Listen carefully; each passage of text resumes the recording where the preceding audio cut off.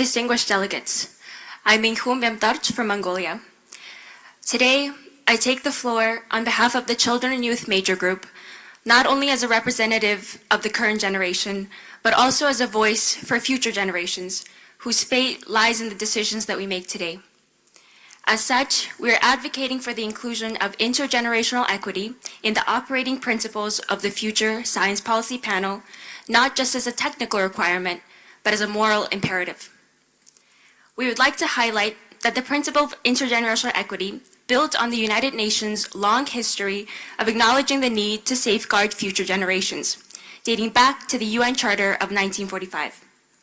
Furthermore, the 1972 Stockholm Declaration underscores the, quote, solemn responsibility to protect and improve the environment for present and future generations, end quote, and set the objective of preserving natural resources.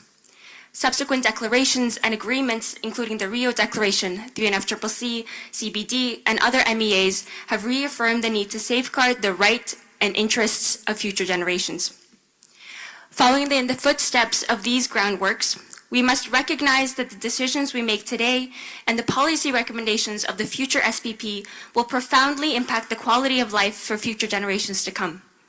Our actions must reflect a deep-seated commitment to ensuring that our children and grandchildren inherit a world where they can thrive, rather than struggle with the environmental degradation and resource scarcity that we have the power to prevent.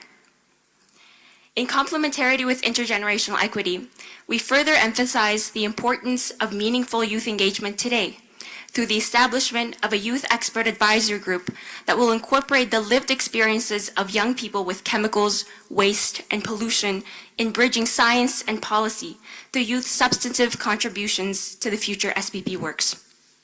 Finally, we reiterate the importance of embedding a human rights-based approach, adopting a flexible and iterative approach, incorporating robust conflict of interest policies, advocating for the rights of the impacted and vulnerable communities, and enhancing capacity building and awareness to set a precedent for inclusive, transparent, equitable, and forward-thinking governance that honors our shared responsibility to protect and preserve the environment for all generations.